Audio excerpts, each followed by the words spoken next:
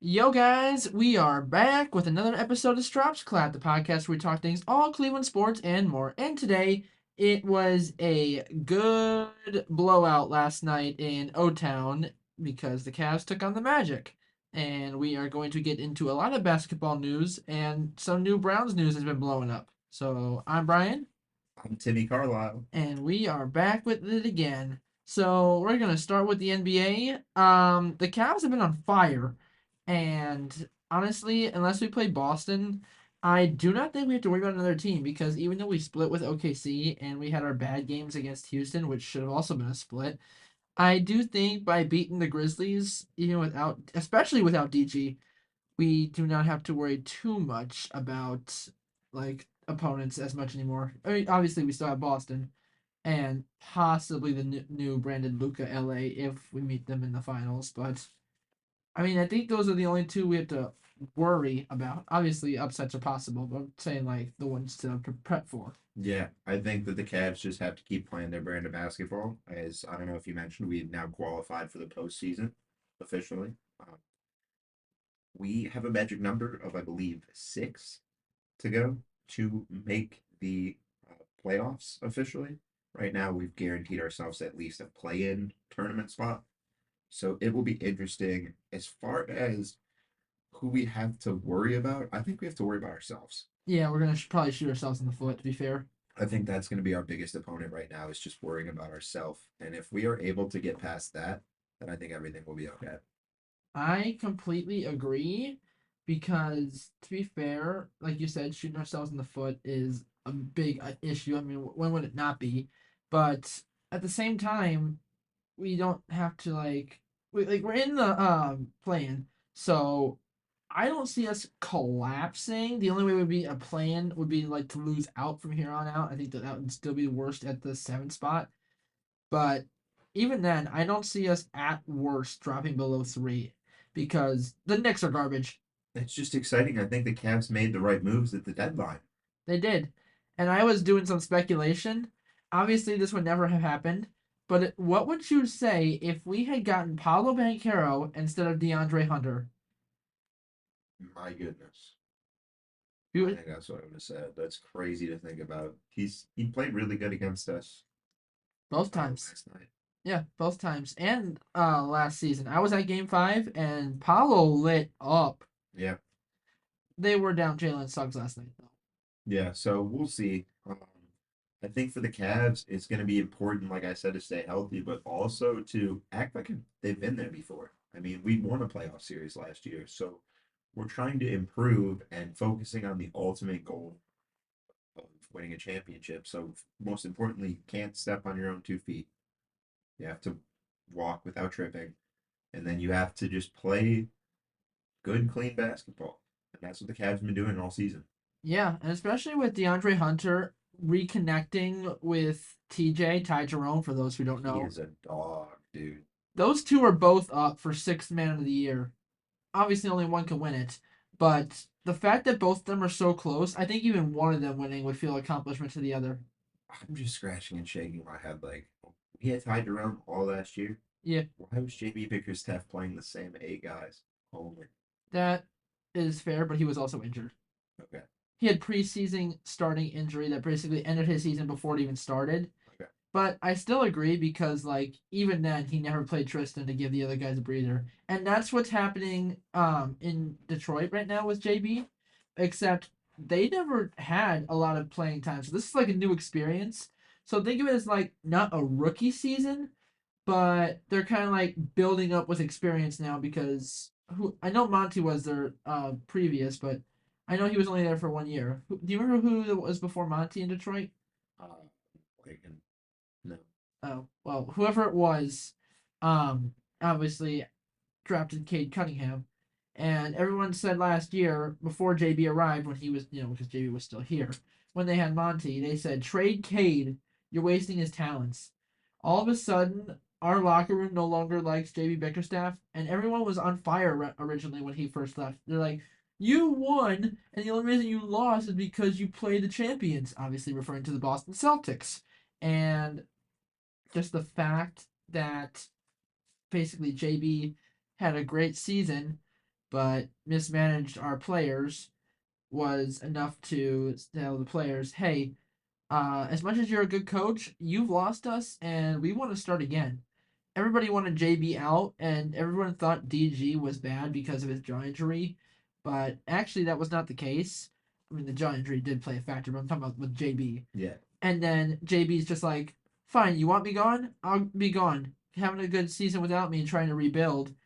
That's obviously not what he said, but that's basically how it was. All of a sudden, Detroit picks him up about 2, 3 weeks later, and right after JJ Redick went to the Lakers, Kobe Altman phoned up. I think it was Dan Gilbert had a part of it too. Went, hey Kenny, you want to leave Golden State and try coach again? Because he was the coach in Brooklyn, but obviously Kyrie liked him. Once KD came in, KD's like, bye, and then the Brooklyn Nets blew up after the first round. So you can see why people like KD, LeBron, and Steph, if they don't agree on a coach, will say goodbye, and sometimes it'll blow up in their face. Yeah. Because Atkinson won with the Warriors in 22, so On he JB Bickerstaff, real quick though, yeah I've got the theory that he can take a bad team and make it good, but I don't think he can take a good team and make it great. yeah I think that's what's happening in Detroit right now. Like you're elevating the We'll see. players. We'll see. It'll take a. We'll see if he can take them to the next level after this. But I think the first part of my theory is happening in Detroit right now. I totally 100% agree with you, and I honestly cannot disagree with that either. Because let's see where Detroit's at. They are currently the sixth seed, so that means three plays six. And if the playoffs were to start today, the Pistons would be playing the Knicks, and the Knicks right now are garbage. Dude, the Pistons Cavs playoff series would go so hard I mean, theoretically, that would not happen because right now, at least. But there's about 24 games left to play. right. So unless they slide into five or we slide down to two, that ain't gonna happen because we six winner 3-6 plays two, which would be the Celtics as it is right now, and Detroit's actually playing Boston tonight. So the Cavs have today and tomorrow off, but we have to go to TD Garden. So we'll see what happens if Detroit can at least give Boston a run for their money, or at the very least wear them down, which might give the Cavs an edge because we blew out the Magic. So our starters already had rest on top of having today off.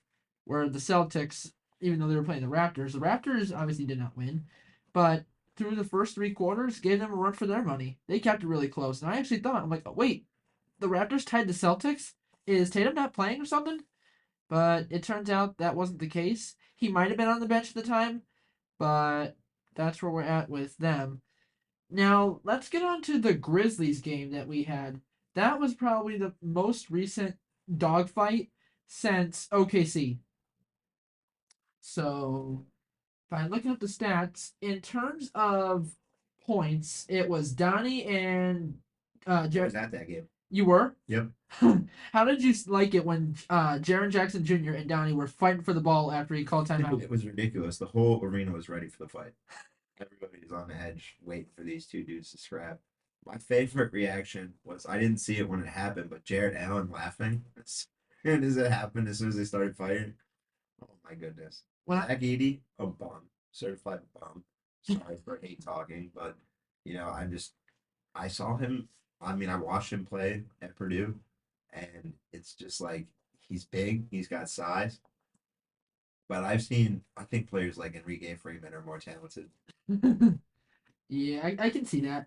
But moving on past the fight, Jaren Jackson Jr. and Donnie were both the highest scorers in that game. And I You can say that, but dude, I tell you what, Ty Jerome, I swear, if he was like one or two shots away from taking that high scoring position, and Evan Mobley wasn't far off either. no, he I was saw progressions in both of their game. And Evan Mobley last night against the Magic got a defensive rebound, took the ball all the way up the court by himself, and finished with a left hand crossing over two opponents. It looked disgusting.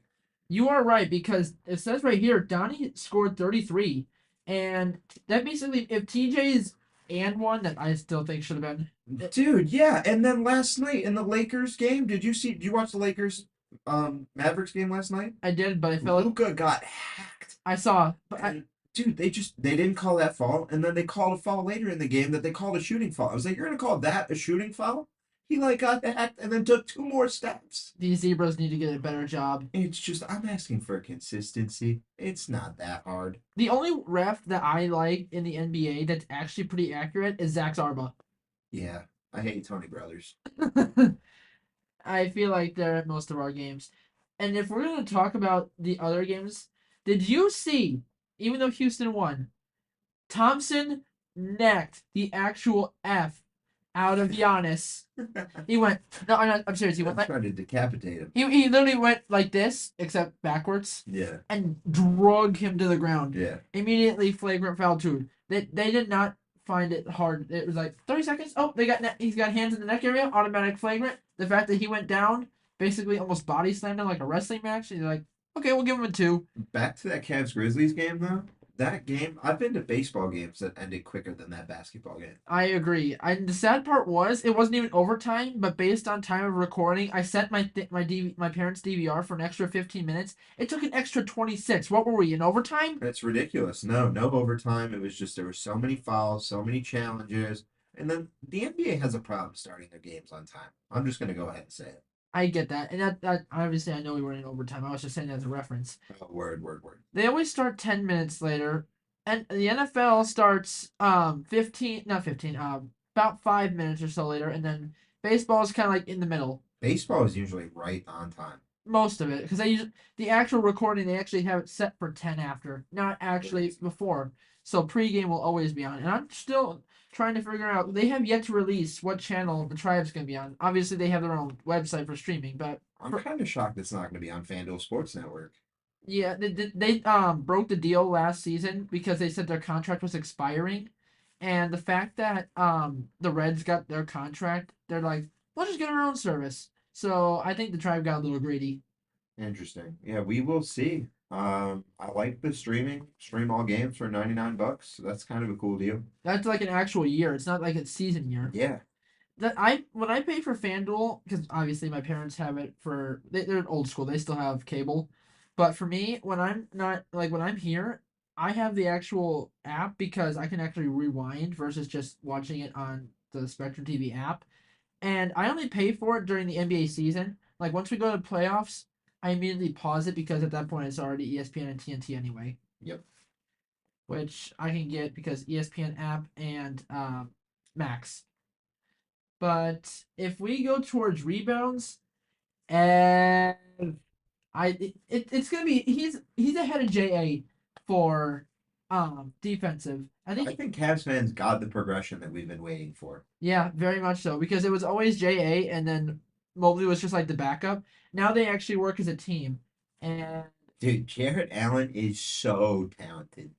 He had an insane behind the back dunk I saw. on Sunday. That was unreal. And you do realize that dunk by Donnie, he just wanted to do that. He didn't even care if it was the last move. He's like, He doesn't dunk that much, dude.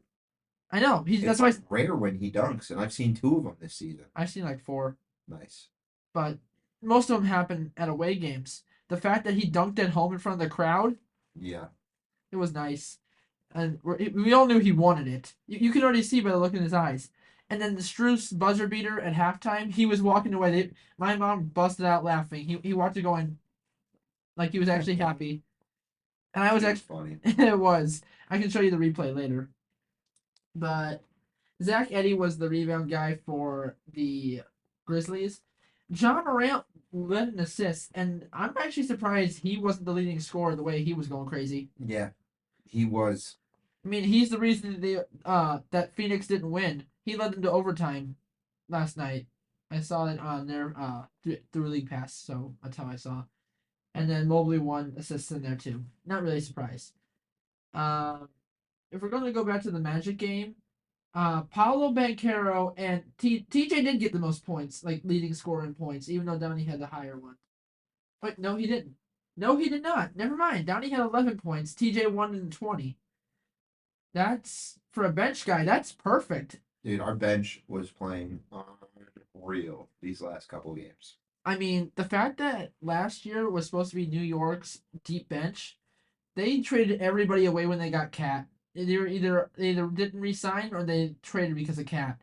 We actually acquired so many free agents. It's unbelievable, and everybody's still speculating.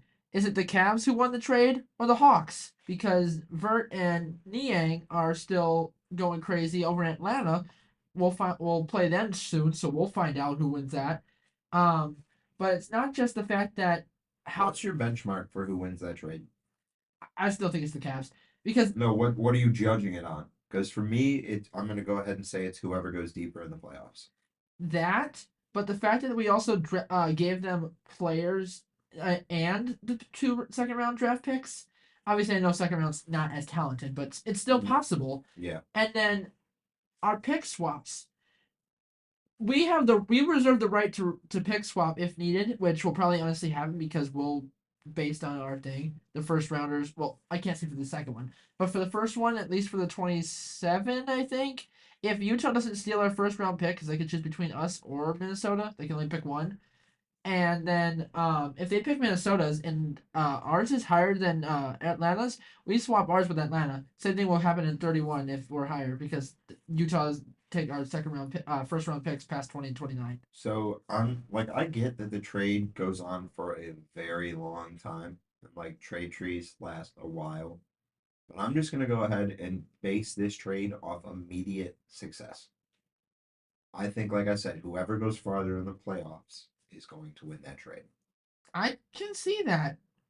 And how was it was funny because last night was the first time that Jerry Green actually suited up in a Cavs uniform because most people who don't follow anything not related to Cavs in the area, he was on the Pelicans, and once Zion went down, Pelicans collapsed.